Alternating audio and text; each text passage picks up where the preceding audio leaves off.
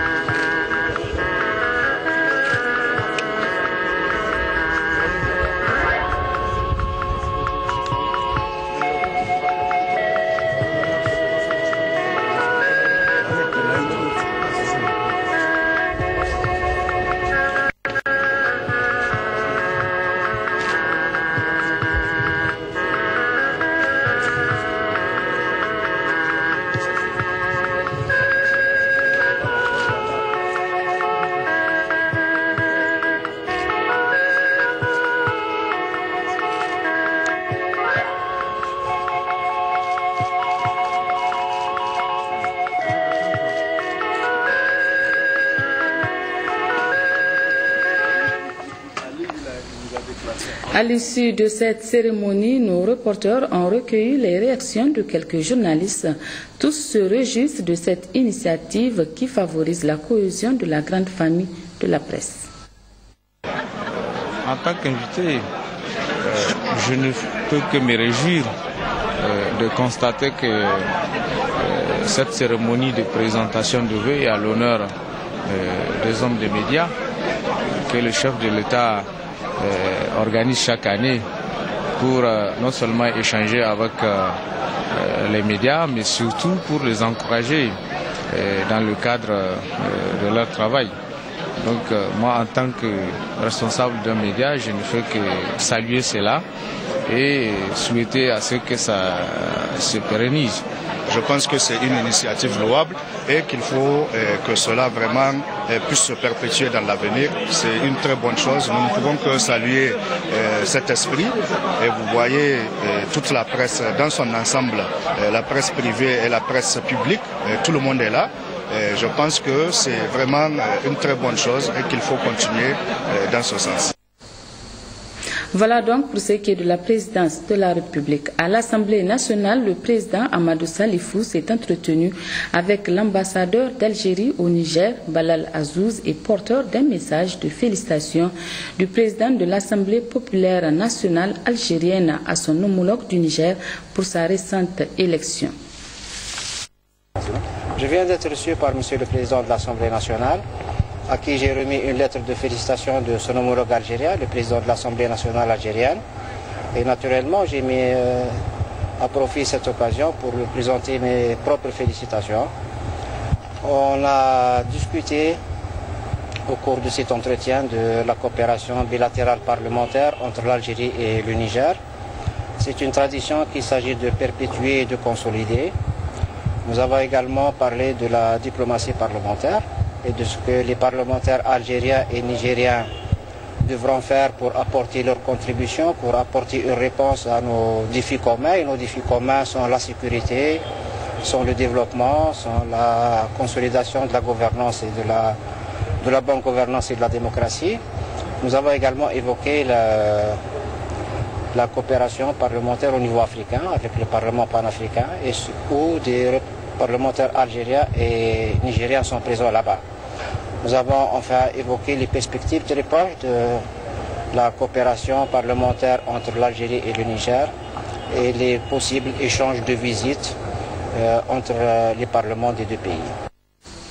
Je vous donne lecture du message du président de l'Assemblée nationale populaire de l'Algérie. C'est avec un grand plaisir que j'ai accueilli la nouvelle de votre élection au poste de président de l'Assemblée nationale de la République du Niger.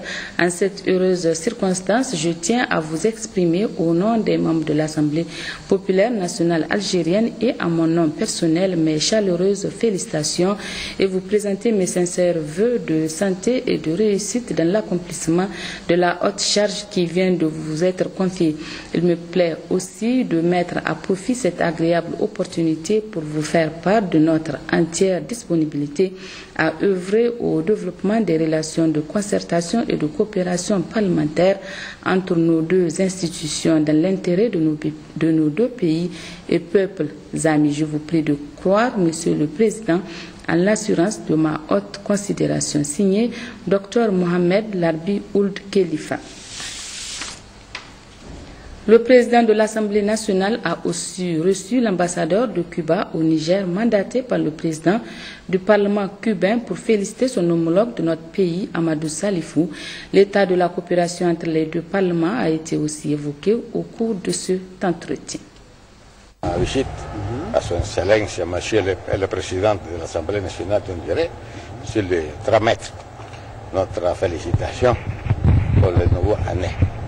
Et moi aussi, pour son élection comme président de l'Assemblée nationale du Niger.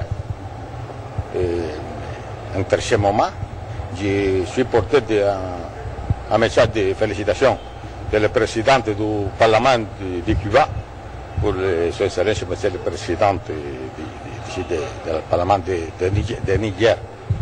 Même nous avons parlé de l'excellente relation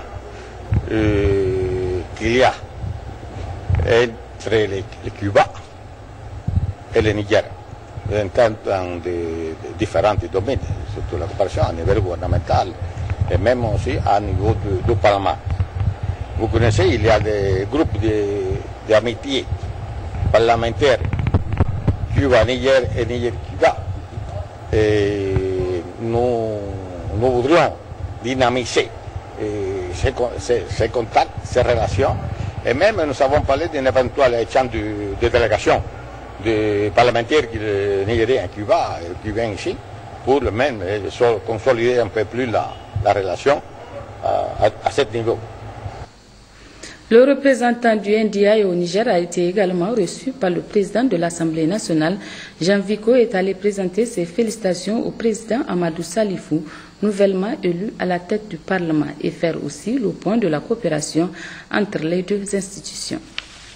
Lui transporter notre bon vœu pour l'année 2015 et aussi pour expliquer la coopération que NDI a avec l'Assemblée nationale, pour dire que la coopération a toujours été très fructueuse, très bien appréciée par tous les députés, et qu'on est en train de continuer aussi notre programme avec l'Assemblée nationale, programme de coopération, formation les députés mais aussi le personnel, pour renforcer l'Assemblée nationale comme institution, parce que nous croyons que l'Assemblée nationale, dans un système démocratique, est une institution très importante qui a besoin aussi d'un appui technique institutionnel. Et le président a apprécié le travail que NDI a fait jusqu'à ce moment et on a conclu qu'on va continuer dans la bonne manière. À la primature, le Premier ministre chef du gouvernement, Birji Rafini, a reçu en audience le général de corps d'armée, Gilles Janvier, commandant adjoint des opérations civiles de l'Union européenne. Il dit avoir échangé avec le chef du gouvernement des bonnes relations qui unissent l'Union européenne et notre pays et la situation sécuritaire au Sahel. Voici sa déclaration à sa sortie d'audience. Merci de cette possibilité d'exprimer devant votre audience la qualité des relations qui peuvent exister entre, d'une manière générale, l'Union européenne et les autorités de votre pays, mais tout particulièrement en tant que commandant adjoint de l'ensemble des opérations civiles que l'Union européenne a déployées dans le monde, la qualité de confiance et de travail qui peuvent exister entre la mission EUCAP Sahel que dirige ici M. Philippe de Sonning et ses correspondants des forces de sécurité nigériens. Je voulais exprimer ce témoignage auprès du Premier ministre en présence de l'ambassadeur chef de de l'Union européenne ici au Niger, car pour nous c'est absolument exemplaire quand on étudie la qualité de ces relations et l'importance de ces relations pour la situation de la sécurité au Sahel au plan général. Réunion de travail relative à l'audit environnemental conjoint sur l'assèchement du lac Tchad ce matin au Palais du Congrès de Niamey, menée par les institutions de contrôle de finances publiques des pays que sont le Nigeria, le Tchad, le Niger et le Cameroun. Cette réunion de Niamey a pour objectif de préparer le dossier du rapport de cet audit pour sa présentation, aussi de trouver des stratégies de communication pour vulgariser le contenu. La synthèse avec Djari Isiaka et Askou Jibrilla. C'est la 6e réunion de travail relative à l'audit environnemental conjoint sur l'assèchement du lac Tchad. L'assèchement accru du bassin du lac a poussé les institutions de contrôle des finances publiques des pays riverains à mener cette étude. Avec l'appui des partenaires techniques et financiers, dont en premier lieu la coopération allemande. La superficie du lac est passée de 250 000 km² à 2500 km² en un demi-siècle. Environ 30 millions de personnes y tirent profit. Son écosystème est affecté et certaines espèces animales peinent à survivre dans la zone. La situation actuelle du lac est inquiétante, d'où l'intérêt de cet audit. L'objectif principal de l'audit environnemental du lac Tchad est de vérifier si les États signataires de la Convention de N'Djamena du 22 mai 1964 conformes aux normes et aux bonnes pratiques d'une meilleure gestion de l'eau et des ressources dans la perspective de restaurer le lac Tchad dans sa superficie d'antan. Mesdames et messieurs, la conduite de cet audit a nécessité la mise en place d'une organisation et d'une méthodologie qui nous a permis d'atteindre des résultats auxquels nous sommes parvenus. Le Premier ministre a saisi cette occasion pour évoquer l'importance du lac Tchad et la nécessité d'agir en sa faveur. L'initiative du lancement d'une mission d'audit environnemental conjoint sur l'assèchement du lac Tchad est tout à fait judicieuse pour permettre à nos États d'avoir une juste appréciation de l'ampleur du phénomène et des mesures aptes à y faire face. Cet audit, faut-il le rappeler, a pour objectif de mesurer le degré de respect par les États signataires de la Convention de Fort-Lamy sur les normes et les bonnes pratiques pour une meilleure gestion de l'eau et des ressources du lac Tchad. Le gouvernement du Niger salue et soutient cette importante initiative. C'est pourquoi il s'est attelé à élaborer plusieurs documents de politique et stratégies de gestion de l'eau, à créer et mettre en place des institutions gouvernementales en même temps qu'il a ratifié tous les textes internationaux relatifs à la question, notamment la charte de l'eau du bassin du lac Tchad, adopté en 2012 par le sommet des chefs d'État de la CBLT. Du reste, comme vous le savez, cette initiative s'intègre parfaitement dans la dynamique des actions prescrites par le président de la République, président en exercice de la Commission du bassin du lac Tchad, qui considère que la sauvegarde du lac Tchad constitue l'une des plus grandes préoccupations de l'Afrique en matière d'environnement et de développement durable. Plusieurs autres intervenants ont relevé l'importance d'une conjugaison d'efforts et d'actions des pays riverains en vue de sauver le lac Tchad. Cette 6e réunion est prévue prendre fin le 16 janvier prochain. Le Premier ministre chef du gouvernement, Brigitte Raffini, a reçu ce matin une délégation de l'UEMOA avec laquelle il s'est entretenu sur la revue annuelle des réformes dans l'espace UEMOA. Une rencontre au cours de laquelle un chèque de 400 millions de francs CFA a été remis à notre pays en guise de solidarité pour les efforts fournis dans la gestion et l'aide apportée aux populations victimes de l'insécurité. Le résumé de la rencontre avec Khadijatou Hassan et Issoufou Nouma. Cette rencontre, dans un premier temps, a permis de faire la revue annuelle des réformes dans l'espace UEMOA.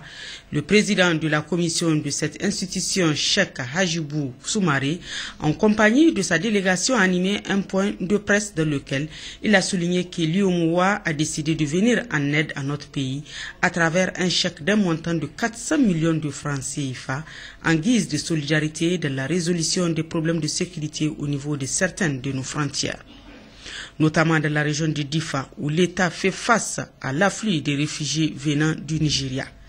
Ce geste de la Commission de l'Union économique monétaire ouest-africaine, a dit le Premier ministre chef du gouvernement Brigitte Raffini, est une solidarité agissante à l'ensemble de l'espace UEMOA, car la conséquence de l'insécurité dans nos pays est toujours source de conflits. L'Union économique et monétaire ouest-africaine, UEMOA, a tenu ce matin au Palais des Congrès sa revue annuelle des réformes politiques, programmes et projets communautaires au Niger. La rencontre s'est déroulée en présence du président de la commission de l'UEMOA, Cheikh Hadjibou Soumaré, et a été présidée par le ministre des Finances, Gilles Baye, en présence de plusieurs membres du gouvernement. La synthèse avec Gérard Ablaziz et Hadiz Hamid. Après les 7 autres pays membres de l'UEMOA, c'est au tour du Niger de réaliser sa revue annuelle des réformes politiques, programmes et projets communautaires, la 8e et dernière. L'objectif principal de la revue est de favoriser l'accélération de la mise en œuvre des réformes et politiques dans le cadre de l'approfondissement de l'intégration régionale. Au titre de la gouvernance économique et de la convergence, la revue a porté sur 23 actes communautaires. Au titre du marché commun, 43 actes ont été examinés. Au titre des politiques sectorielles, la revue a porté sur 45 actes. Les discussions ont été assez riches. Cette revue sera facilitée par le travail abattu par les services compétents nigériens et le comité technique d'évaluation et de suivi de la commission de l'UEMOA. Un travail de qualité salué par le président de la commission, mais aussi et surtout par le ministre des Finances. Je saisis donc l'occasion de la présente rencontre pour remercier et féliciter les experts nationaux et ceux de la commission de l'UEMOA qui ont travaillé d'arrache-pied pour nous présenter des résultats satisfaisants. Ces résultats sont aujourd'hui soumis à votre appréciation afin de les enrichir en apportant des suggestions et propositions d'amélioration, les internaliser, accélérer et renforcer le processus de réforme entrepris par l'Union pour une véritable intégration régionale. La revue de la mise en œuvre des réformes communautaires constitue un levier important sur lequel les États membres et la Commission de l'UEMOA peuvent s'appuyer pour rendre effectives les décisions de l'Union et réaliser ces chantiers. Le ministre des Finances et le président de la commission de l'UEMOA ont co-présidé cet après-midi une conférence de presse relative à l'évaluation de l'application de la mise en œuvre des politiques, réformes et décisions qui régissent les 8 pays membres de l'UEMOA. Il ressort de cette évaluation que le Niger est en tête du peloton. Le président de la commission. Au centre de cette conférence de presse, l'évaluation et la mise en œuvre des politiques, des réformes et des décisions qui régissent les 8 pays membres de l'Union économique et monétaire ouest-africaine IMOA, les défis et les perspectives dans cet espace économique et monétaire ouest-africain. Dans son introduction, le ministre des Finances et de l'Économie a situé l'intérêt de cette rencontre de haut niveau entre l'IMOA et le Niger. La Commission est venue constater comment ici au Niger nous appliquons ces décisions. Est-ce que nous les avons transposées dans notre droit national? Si oui, est-ce que nous les appliquons? À l'issue de quoi, donc, une appréciation est faite par la Commission et des recommandations sont faites à l'endroit, donc, du gouvernement du Niger. En retour, le gouvernement du Niger formule également des recommandations à l'endroit de la Commission et cette revue qui a été initiée, qui a commencé par une revue technique en novembre 2014, a consisté donc à la rencontre des 2 équipes techniques de la Commission et du gouvernement nigérien qui ont donc passé en revue toutes ces décisions. En ce qui concerne l'évaluation et l'application des décisions de l'IMOA par les pays membres, le Niger est en tête du peloton. Globalement, le Niger est dans le peloton de tête en matière de réforme. Bien sûr, aucune activité ne peut être parfaite. Nous avons noté des points sur lesquels il y a des avancées, nous avons noté des points sur lesquels nous avons demandé à ce que la partie nigérienne puisse faire aussi des avancées. Mais il faut noter que tous les problèmes qui ont été posés au Niger sont semblables aux problèmes qui ont été posés dans les autres pays. Volet concernant l'éducation nationale aussi. Le cas des étudiants. Nous avons un espace unifié. Nous voulons aussi que les jeunes de notre espace aient les mêmes possibilités et qu'ils puissent accéder au savoir dans les mêmes conditions, quel que soit le pays où ils sont. Le Niger a été l'un des pays à avoir respecté cette clause des étudiants. Ce que je peux dire aujourd'hui, le taux de réalisation que nous avons connu ici au Niger est